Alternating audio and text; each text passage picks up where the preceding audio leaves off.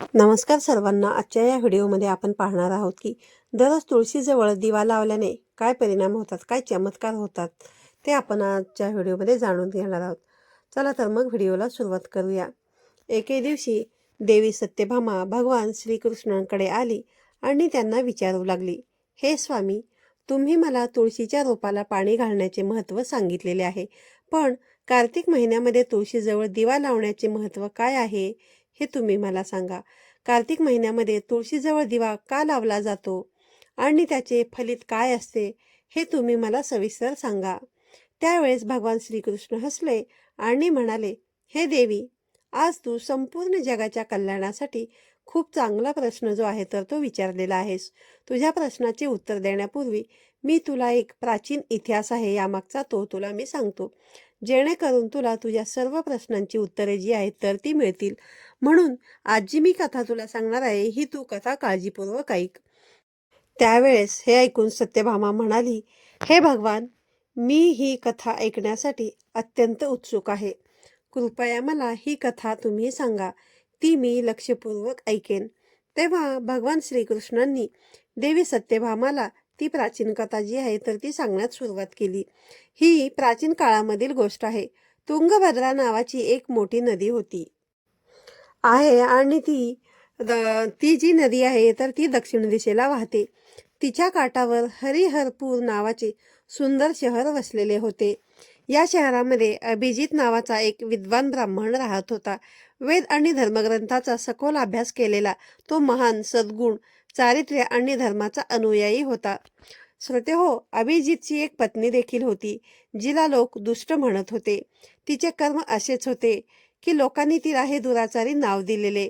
तिने नेहमी आपल्या पतीचा अपमान केला, त्याला कमी लेखले आणि त्याला दुःखी केले. ती कधीही आपल्या पतीशी प्रेमाने वागलेली नाही किंवा तिने कधीही त्याच्यासाठी अन्न शिजवलेले नाही.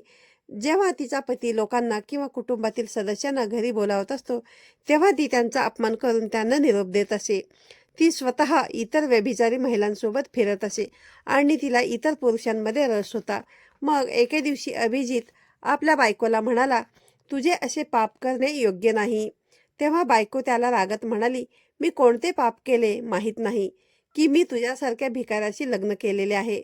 असे वाटते की मी माझ्या मागील जन्मामध्ये काहीतरी फार मोठे पाप केलेले असावे, म्हणूनच मला असा गरीब नवरा जो आहे तर तो मिळालेला आहे. मला आता सहन होत नाही. कधीतरी मी तुला सोडून एखाद्या श्रीमंत माणसाशी लग्न करीन. तेव्हा अभिजितने उत्तर दिले, असे अपशब्द जे आहेत तर ते तू वापरू नकोस. पतीला सोडून दुसऱ्या पुरुषाकडे जाणे योग्य नाही. तेव्हा पत्नी कठोर शब्दात म्हणाली, तुला नरकात जावे लागेल, कारण तू कोणतेही काम जे आहेस तर ते करत नाहीस. तुम्ही भिक्षा मागून खातात. मी या झोपडीमध्ये राहून कंटाळले आहे. तुझ्याबरोबर जगणे म्हणजेच नरकात जगण्यासारखे मला आता झालेले आहे. तेव्हा भगवान श्रीकृष्ण पुढे म्हणतात, हे देवी, जी स्त्री आपल्या पतीचा अपमान करते आणि त्याला सोडून इतर पुरुषांकडे जाते, तिच्या घरामध्ये नेहमीच दुःख येते आणि तिला नक्कीच नरकात शिक्षा भोगावी लागते. मग एके दिवशी ती स्त्री जी आहे तर ती जंगलात गेली आणि एका झाडाखाली उभी राहिली, कारण तिचे मन वासनेने अत्यंत भरलेले होते आणि ती एका देखण्या पुरुषाची वाट पाहत होती. पण बराच वेळ होऊन सुद्धा तिथे कोणीही आलेले नाही. त्यामुळे ती खूप दुःखी झाली. प्रियकराच्या शोधात ती इकडे तिकडे भटकू लागली, पण तिला कोणीच सापडले नाही. त्या दिवशी तिचे सर्व प्रयत्न जे होते तर ते व्यर्थ गेले आणि ती रडत म्हणाली, आज एकही देखणा पुरुष या मार्गाने आलेला नाही. माझी इच्छा मी कशी पूर्ण करू? माझी इच्छा कशी पूर्ण होईल? माझ्या या सुंदर शरीराचा उपभोग कोण घेईल? माझे तारुण्य व्यर्थ जात आहे. ती रडायला लागली, हे देवा, माझी इच्छा पूर्ण करू शकेल असा माणूस माझ्यासाठी पाठवा. तेव्हा भगवान श्रीकृष्ण म्हणतात, हे देवी, अशा प्रकारे ती स्त्री जोरात आक्रोश करू लागली. तेव्हा त्याच जंगलात एक भयंकर वाघ राहत होता आणि त्या पापी स्त्रीचा आवाज ऐकून तो जागा झाला आणि तिला खाण्यासाठी तिच्याकडे उडी मारली. त्या वाघाचे नाव ध्वंस होते. त्याचे रूप अत्यंत भयानक होते. त्याचे डोळे अंगारासारखे लाल होते, जे अंधारातही चमकत होते. त्याच्या जबड्यामधून लांब तीक्ष्ण दात बाहेर पडलेले होते, जे कोणत्याही सजीवाला फाडून टाकण्यासाठी ते पुरेसे होते. ध्वंस वाघाचा एकमेव उद्देश हाच होता की पापी आणि दुष्ट लोकांना खाऊन टाकणे, ज्यांना त्याच्या धोरणाने नियुक्त केले होते. श्रोत्यांनो, बघा समोर उभा असलेला तो भयंकर वाघ पाहून त्या स्त्रीला घाम फुटला आणि ती भीतीने थरथर कापू लागली. बघा ती महिला काही करू शकण्यापूर्वीच वाघाने तिला आपल्या पंजाने जखमी केले आणि ती महिला जमिनीवर पडली. जमिनीवर पडताच ती बाई ओरडली, अरे वाघ, तू इथे का आलास आणि मला का मारत आहेस? मी माझ्या प्रियकराला इथे शोधत होती. तू मला सोडून दे. मला खाऊन तुला काय मिळणार आहे? त्या स्त्रीचे हे शब्द ऐकून वाघ क्षणभर थांबला आणि तिला म्हणाला, हे दुष्ट स्त्री, आज निर्मात्याने तुला माझे भक्ष्य म्हणून नेमलेले आहे. तुझ्यासारख्या पापी स्त्रिया खाणे हेच माझे कर्तव्य आहे. तरच माझी या शरीरामधून सुटका होईल. तेव्हा ती स्त्री म्हणाली, अरे वाघ, तू कोण आहेस? खरं सांग, तुला वाघ का व्हावे लागले आणि तू माझ्यासारख्या बायकांना का खातोस? आधी मला सगळं काही सांग आणि मग मला खा. तेव्हा ध्वंस नावाचा वाघ तिला म्हणू लागला, हे पापी, मी तुला तुझ्या मागील जन्माची गोष्ट सांगतो आणि मला वाघ का व्हावे लागले हे सुद्धा सांगतो. तर प्राचीन काळी अमला पहा, बघा अमला नावाची पवित्र नदी होती. दक्षिणेकडील ती देशामध्ये वाहत होती. त्याच नदीच्या किनारी सुंदर मंदिरे आणि धार्मिक विधींसाठी प्रसिद्ध असलेले एक शहर देखील होते. तिथे एक ब्राह्मण परिवार राहत होता, जिथे माझा जन्म झाला. माझे नाव देवदत्त होते. माझे वडील एक आदर्श ब्राह्मण होते. हे जे काही यज्ञ, हवन आणि अनुष्ठानाचे पालन ते करत होते. मी किशोर वयात असतानाच वेदशास्त्राचा अभ्यास केला होता. यज्ञ आणि धार्मिक कार्यामध्ये मी पारंगत झालेलो होतो. पण जसा जसा मी मोठा होऊ लागलो, माझ्या मनामध्ये धनाचा लोभ जो आहे तर तो वाढत गेला. मी अनेक यज्ञ केले, पण ते धार्मिक उद्देशाने नाही, तर धनाच्या लोभापायी केले होते. मी पापी लोकांसोबत बसू लागलो. धर्माचे पालन न करणाऱ्या लोकांसोबत भोजन करत होतो आणि मी धनाच्या लोभापायी त्यांच्या अनैतिक कृत्यांचे समर्थनही केले. धर्माच्या मार्गावर न चालता मी त्या गोष्टींचे सेवन केले, जे ब्राह्मणाने कधीही खाऊ नयेत. माझे मन इतके लोभ झाले की मी वेगवेगळ्या बहाण्यांनी इतरांकडून पैसे मागायचे आणि त्यांना ते कधी परतही करायचो नाही. मी अनेक प्रकारची फसवणूक केली आणि अनेक वर्षे अशीच पापे केली. नंतर काही कालांतराने माझे शरीर अशक्त झाले, केस पांढरे झाले, डोळे अंधुक झाले आणि माझे शरीर मला साथ देत नव्हते. पण तरीही पैशाचा लोभ काही माझ्या मनामधून निघत नव्हता आणि मी पाप जे आहे तर ते करतच राहिलो. मग एके दिवशी पैशाच्या लोभापोटी मी पुन्हा नदीच्या काठावर गेलो, जिथे मी इतर धूर्त ब्राह्मणांसह लोकांची फसवणूक केली. आम्ही सर्वांनी खोटे मंत्र जपले आणि योग्य कर्मकांड न करता देवदेवतांची पूजा केली. दानधर्मामध्ये अधिकाधिक पैसा मिळवणे हाच आमचा उद्देश होता. धर्माच्या नावाखाली आम्ही लोकांना खूप फसवले. मग एके दिवशी मी खूप पैसे जमा केले, पण त्याचवेळी माझ्यासोबत एक भयानक घटना घडून गेली. त्या दिवशी मी नदीच्या काठावर बसलेलो असताना एक आजारी आणि भटका कुत्रा माझ्याकडे आला. मी त्याला फटकारले आणि तेथून त्याला हाकलून दिले, पण त्याने क्रोधित होऊन माझ्या पायाला चावा काढला. त्यामुळे मी बेशुद्ध पडलो आणि त्याच क्षणी माझा जीव गेला.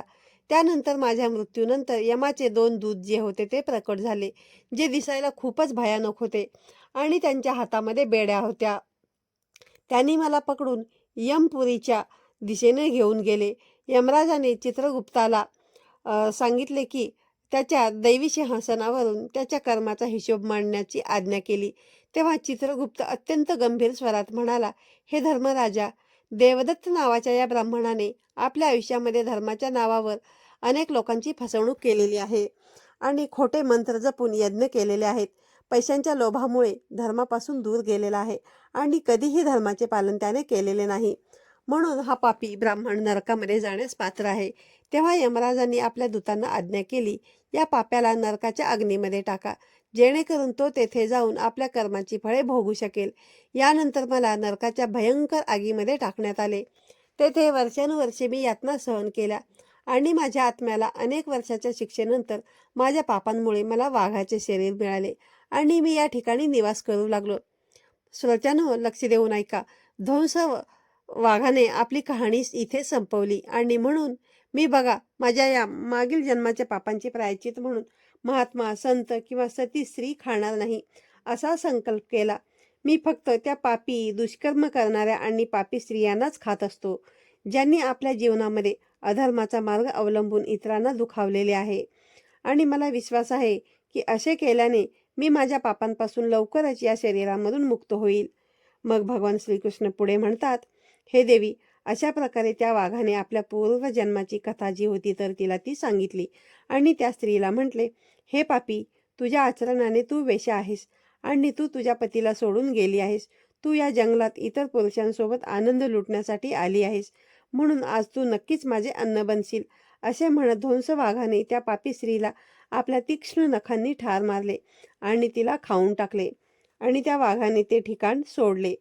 त्या स्त्रीच्या मृत्यूनंतर यमाचे 2 दूत त्या ठिकाणी प्रकट झाले आणि त्यांनी त्या पापी स्त्रीला उचलून यमपुरीला घेऊन गेले. तेथे त्यांना यमराजांसमोर त्यांनी तिला उभे केले. तेव्हा चित्रगुप्ताने त्या स्त्रीचा हिशोब घेताना यमाला सांगितले, हे धर्मराजा, ही स्त्री अत्यंत पापी आहे. तिने घोर पापे केलेली आहेत. तिने व्यभिचार केलेला आहे आणि तिच्या पतीची कधीही तिने सेवा केलेली नाही. तिला आपल्या पतीचा विसर पडलेला आहे आणि इतर पुरुषांशी तिने संबंध ठेवलेले आहेत. यानंतर तिच्या पापांबद्दल ऐकून यमराज अतिशय क्रोधित झाले आणि त्यांनी त्या स्त्रीला अग्नीने भरलेल्या तलावात टाकण्याची आज्ञा केली. यमराजाचे आदेश ऐकून ती स्त्री अत्यंत भयभीत झाली आणि मग ती दुसरी स्त्री यमराजाला म्हणू लागली, हे धर्मराजा, माझ्या नकळत झालेल्या पापांची मला क्षमा करा. तेव्हा यमराज म्हणतात, हे स्त्री, तू केलेली ही जी काही पापे आहेत ना, तर ती निंदनीय आहेत. तुमच्या पापांचे प्रायचित्त नाही. जी स्त्री आपल्या पतीचा त्याग करून पतीला सोडून दुसऱ्या पुरुषाकडे राहायला जाते, तिला निश्चितच नरकामध्ये जावे लागते. त्यामुळे आता तुला नरक यातना भोगाव्या लागतील. मग यमराज आपल्या दूतांना म्हणाले, हे दूतांनो, या पापी स्त्रीला घेऊन त्या भयंकर नरकामध्ये टाका. यमराजांनी त्यांच्या दूतांना सांगून तिला भयंकर नरकामध्ये टाकण्यात आले. अनेक वर्षे तिला अग्नीच्या वेदना ज्या आहेत तर त्या सहन कराव्या लागल्या. त्यानंतर तिला नरकात टाकण्यात आले. अशा प्रकारे तिला अनेक वर्षे वेगवेगळ्या नरकामध्ये टाकण्यात आले. नरकातील कष्ट सहन करून नंतर ती पापी स्त्री पुन्हा पृथ्वीवरती आली आणि चांडालीन म्हणून तिचा जन्म झाला. नंतर चांडाळाच्या घरी जन्म घेऊन ती पुन्हा अनेक पापे करू लागली. त्यामुळे तिने व्यभिचार केला आणि अनेक पापी पुरुषांसोबत ती विहार करू लागली. नंतर बघा, काही काळानंतर मागील जन्माच्याच पापामुळे तिला कुष्ठरोग झाला आणि तिला भयंकर वेदना ज्या आहेत तर त्या होऊ लागल्या.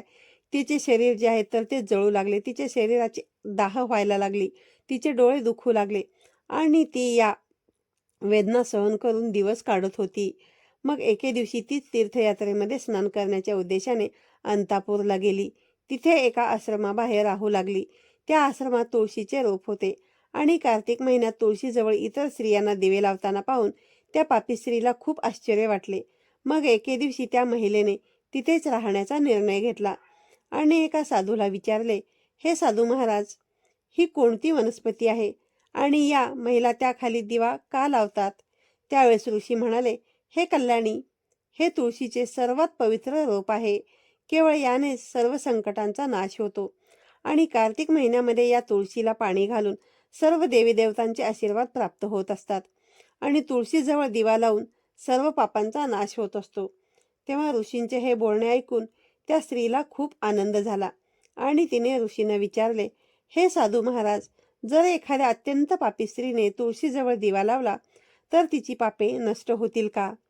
तेव्हा ऋषींनी तिला उत्तर दिले, हे कन्या, हे खरे आहे.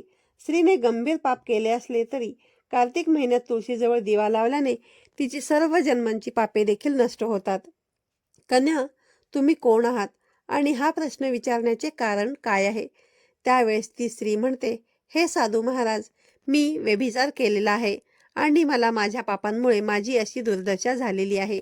तेव्हा ऋषी तिला म्हणतात, हे कन्या, आत्तापासून कार्तिक महिन्यात या तुळशीजवळ दिवा लावा. त्यामुळे तुमची सर्व पापे दोष दूर होतील. मग त्या ऋषींचे म्हणणे ऐकून त्या पापी स्त्रीनेही तसेच केले. तिने तुळशींच्या रोपाजवळ दिवा लावला. अशा प्रकारे त्या महिलेने रोज त्या ठिकाणी तुळशीजवळ दिवा लावायला सुरुवात केली. मग एके दिवशी संध्याकाळी ती स्त्री तुळशीजवळ दिवा लावत होती. तिने रोज तुळशीजवळ दिवा लावायला सुरुवात केली. मग एके दिवशी संध्याकाळी ती स्त्री तुळशीजवळ दिवा लावू लागली. तेव्हा हृदयविकाराच्या झटक्याने तिचा मृत्यू झाला आणि ती तिथेच जमिनीवर पडून राहिली. तेव्हा त्या स्त्रीला यमलोकात नेण्यासाठी यमराजाचे 2 दूत त्या ठिकाणी प्रकट झाले. यमाच्या दूतांनी त्या पापी स्त्रीला घेऊन जाण्यास सुरुवात करताच भगवान विष्णूंचे 2 सल्लागार त्या ठिकाणी प्रकट झाले. तो दिव्य पार्षद अत्यंत तेजस्वी होता. त्याच्या शरीरामधून सोनेरी प्रकाशाची किरणे निघत होती, ज्यामुळे सर्वत्र अंधार दूर झालेला होता. त्याचे रूप इतके मोहक आणि दिव्य होते की त्याला पाहून कोणाचेही हृदय श्रद्धेने भरून जाईल. आणि त्याच्या चेहऱ्यावर एक निर्मळ हास्य होते, जे अपार करुणा आणि दयाळूपणाचे प्रतीक होते. त्यांची वस्त्रे रत्ने आणि रेशमांनी जडलेली होती, जी निळ्या आणि सोनेरी रंगाने चमकत होती. जणू वैकुंठाचे सौंदर्य त्यांच्या व्यक्तिमत्वात सामावलेले होते. ते दोघेही प्रचंड उंचीचे आणि बलवान होते.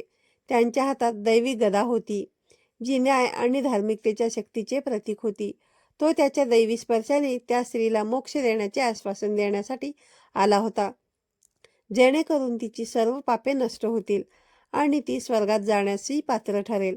तेव्हा त्या पार्षदांनी यमराजाच्या दूतांना थांबवले आणि म्हणाले, हे यमदूतांनो, या स्त्रीला सोडून द्या. ही स्त्री नरकात जाण्यास पात्र नाही. तुम्ही हा गुन्हा कोणाच्या सांगण्यावरून करत आहात? तेव्हा यमाचे दूत म्हणू लागले, हे पार्षदांनो, यमराजांच्या आज्ञेवरून आम्ही या पापी स्त्रीला घेऊन जात आहोत. पण तुम्ही आम्हाला का थांबवत आहात? ही स्त्री अत्यंत पापी आहे. तिला नरकात नेण्याचा आदेश दिला गेलेला आहे. हे ऐकून भगवान विष्णूंचा सल्लागार हसला आणि म्हणाला, हे यमदूत, तू खरे बोलतोस. पण या स्त्रीमध्येही एक पुण्य आहे, ज्यामुळे तिची सर्व पापे नष्ट झालेली आहेत. तिच्या आयुष्यात तिने संध्याकाळी तुळशीजवळ दिवा लावल्याचे तुम्ही पाहिले नाही का? तेव्हा यमदूतांनी आश्चर्य व्यक्त करून विचारले, पार्षद हो, कार्तिक महिन्यात केवळ तुळशीजवळ दिवा लावून तिची सर्व पापे नष्ट होऊ शकतात का? तेव्हा भगवान विष्णूच्या सल्लागारांनी यमदूतांना समजावले, हे यमदूत, तुळशी ही भगवान विष्णूंना अत्यंत प्रिय आहे आणि जो भक्त कार्तिक महिन्यामध्ये श्रद्धेने आणि भक्तीने तुळशीजवळ दिवा लावतो, तो भगवान श्रीहरी विष्णूच्या कृपेने पात्र बनतो आणि तो दीप प्रज्वलित करत असतो. त्यामुळे त्याची सर्व पापे जी आहेत तर ती नष्ट होत असतात. तेव्हा यमदूत हात जोडून म्हणाले, हे पार्षदांनो, तुम्ही खरे बोलत आहात. आम्हाला तिच्या भक्तीची जाणीव नव्हती. जर ती भगवान विष्णूंची प्रिय भक्त असेल तर आम्ही तिला नरकात कसे घेऊन जाणार? तेव्हा भगवान विष्णूंचे सल्लागार तिथे म्हणाले, हे यमदूतांनो, आता तुम्ही परत जा. या स्त्रीने कार्तिक महिन्यात जी सेवा केलेली आहे आणि त्या दिव्याच्या प्रकाशामध्ये तिची सर्व पापे जाळून टाकलेली आहेत, आता तिला विष्णूंकडे पाठवले जाईल. तिला स्वर्गात घेऊन जाईल. हे ऐकून दूतांनी त्या स्त्रीला तिथेच सोडले आणि भगवान धर्मराजाला सर्व कथा सांगितली. विष्णूंचे सल्लागार त्या स्त्रीला दिव्य विमानात बसून स्वर्गामध्ये घेऊन गेले.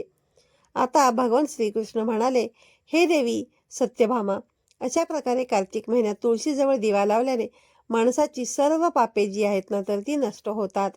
जी स्त्री संपूर्ण कार्तिक महिन्यात संध्याकाळी तुळशीजवळ दिवा लावते ती भाग्यवान बनते आणि तिच्या मागील जन्मांची सर्व पापे नष्ट होऊन तिला सुख संपत्ती प्राप्त होते. दररोज तुळशीजवळ दिवा लावताना या मंत्राचा जप करावा. मंत्र बघा पुढील प्रमाणे आहे. ओम तुलसीदैवेन च विद्महे विष्णुप्रियाई च धीमहि तन्नो वृंदा प्रचोदयात. भगवान श्रीकृष्ण म्हणाले, हे देवी, हजारो घड्यांनी अंघोळ करूनही जितके समाधान मिळत नाही तितकेच समाधान तुळशीच्या एका पानाने मिळत असते. जे मृत्यूसमयी तुळशीच्या पानाचे पाणी तोंडात घातले जाते तेव्हा ते सर्व पापांपासून तो व्यक्ती मुक्त होतो आणि श्रीकृष्णांच्या चरणी लीन होतो. जो भक्त जेव्हा तुळशीजवळ दिवा लावतो तेव्हा त्या प्रकाशात असलेली नकारात्मक शक्ती नष्ट होते आणि आध्यात्मिक वातावरण शुद्ध होते आणि त्याला घरातील देवतांचा आशीर्वाद प्राप्त होतो आणि दिव्याचा प्रकाश अज्ञानाचा अंधार दूर करून ज्ञानाचा दिवा प्रज्वलित करतो, ज्याने त्याची भक्ती आणि ध्यान शक्ती वाढत असते. असे मानले जाते की कार्तिक महिन्यामध्ये तुळशीजवळ दिवा लावल्याने त्याला जो कोणी व्यक्ती दिवा लावतो त्या व्यक्तीला भगवान श्रीहरी विष्णूंची कृपादृष्टी प्राप्त होते आणि जो कोणी साधक असेल ना त्याचे मन स्थिरता आणि शांततेकडे जात असते, ज्यामुळे ध्यानामध्ये एकाग्रता वाढते. कार्तिक महिन्यामध्ये सूर्यास्ताच्या वेळी तुळशीजवळ दिवा लावणे अत्यंत शुभ मानले जाते. यावेळी दीप प्रज्वलन करून तुळशी मातेची आरती देखील केली जाते आणि बघा भगवान विष्णूंचे स्मरण केले जाते, ज्यामुळे विशेष असे पुण्य प्राप्त होते.